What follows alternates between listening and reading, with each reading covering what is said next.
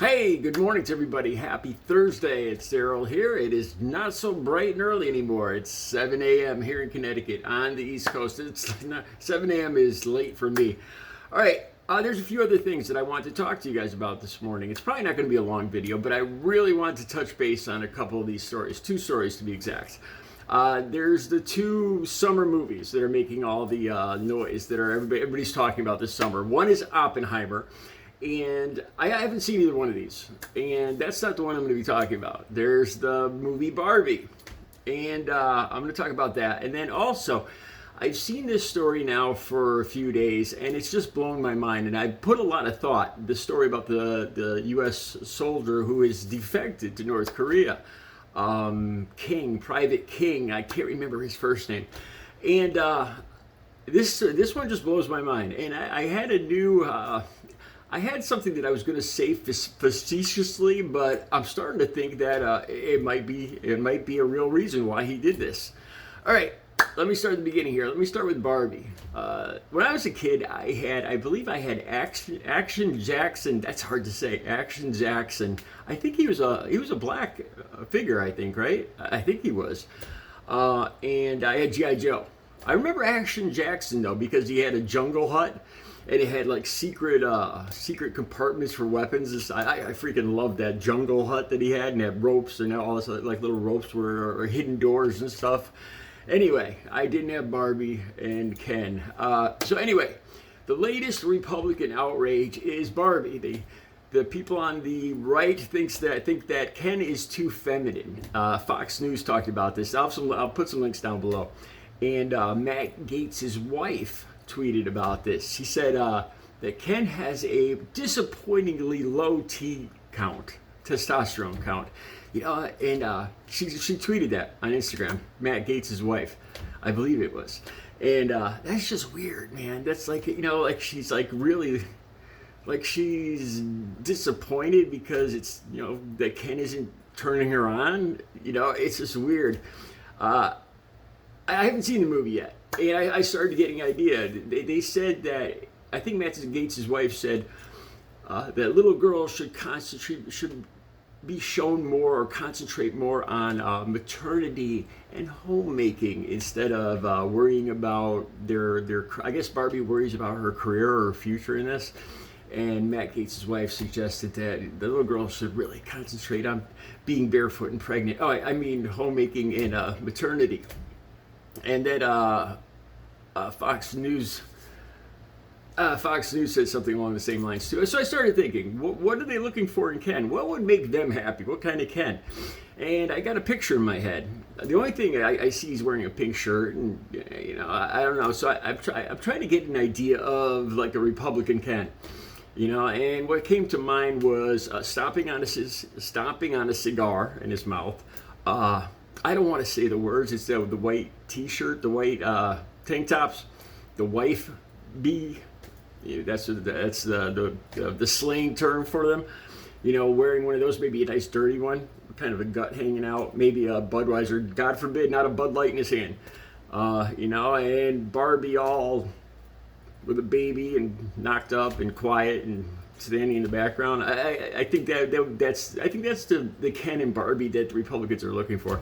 The thing that freaks me out about this is there's half the country is baking in extreme heat. The whole climate situation has really been freaking me out lately. It really does appear like it's speeding up. These climate change issues. We've had bizarre flooding here in Connecticut when we usually have droughts at this time of year. And people are just being cooked alive across the country. And good old Republicans are worried about the culture wars. Barbie. If it's not Mr. Potato Head or Bud Light or Target, now it's Barbie. Anyway, okay, let's move on to Private King. I can't remember his first name off the top of my head. All right, this story freaks me out because I'm trying to figure out why this guy would do this. Let me fill you in. I'll put the links down below. But apparently, this officer is stationed in South Korea. Private King. I guess he's probably in his 20s, and he got in a little trouble, as us young enlisted men sometimes do. Did I call him an officer? There's a difference between enlisted men and officers, I guess.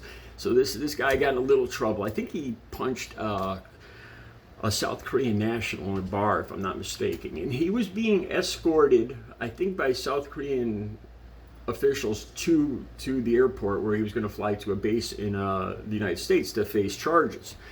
And apparently the South Korean, they had to let him go on his way by himself for some of the trip. And I think he claimed that he didn't have his passport with him or something like that, but he got away from the people that were bringing him to the plane.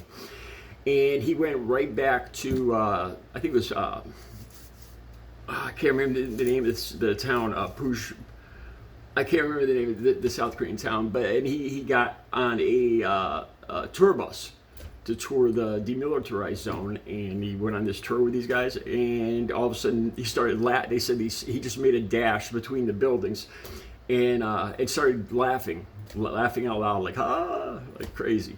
All right, let's talk about this a little bit. I'm trying to figure out why this guy would do this.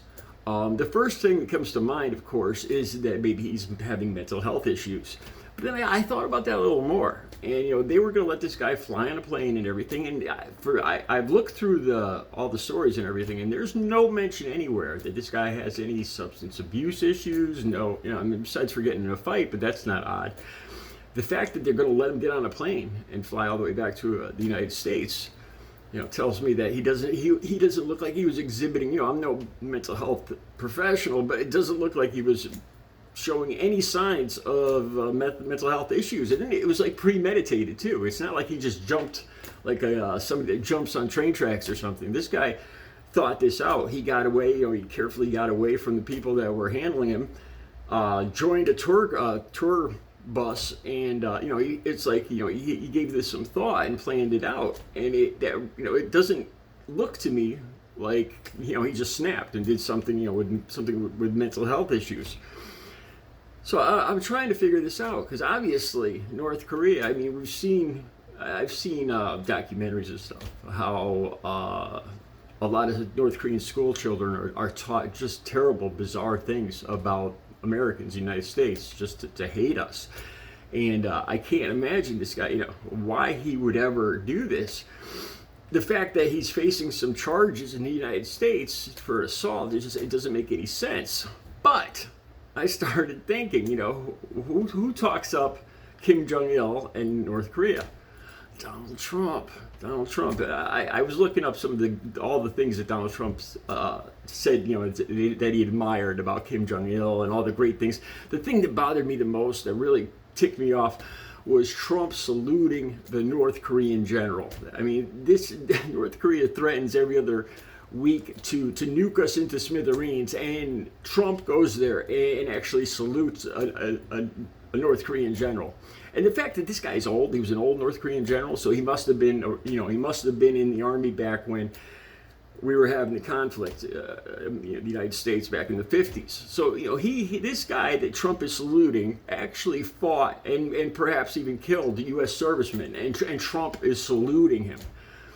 Anyway, I was looking up the stuff. Trump said that Kim Jong-il is setting up a beautiful and a wonderful and country, and how he admired how Kim Jong-il runs his country, how his people respect him, and all this other stuff.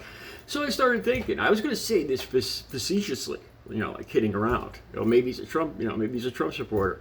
But then I started thinking about it, and I started thinking about some of the crazy things, how Trump supporters believe some of the stuff that all the stuff that he says about the election being stolen, the whole Q thing, or that Kennedy's still alive. I mean, it's just some crazy stuff. Here's a fun fact too. I read one of the comments from yesterday's video, and one of you guys that was commenting on yesterday's video said, "Hey, I like you, Daryl, but it doesn't seem like your comments are based in reality." And I think that's kind of ironic, considering some of he didn't say what, but so I started thinking, could Private King actually be a Trump supporter who thought he was going to head to a better country, to a more free country that, because the way Trump talks up North Korea, I've heard stranger things. Truth sometimes is stranger than fiction. I can't figure out any other reason why this guy would have made this mad dash across the demilitarized zone. Like I said, I was going to actually just say it facetiously. Then I started thinking, obviously Trump supporters believe anything, and maybe he believes some of this stuff about North Korea, and what did Trump said that they have a love of, Trump actually said this, that they have a love affair, that they're a bromance, Kim Jong-il and Trump, the guy who wants to be our next president. Unfreaking believable. Anyway, the links will be down below. You guys, let me know what you think. Have a good Thursday.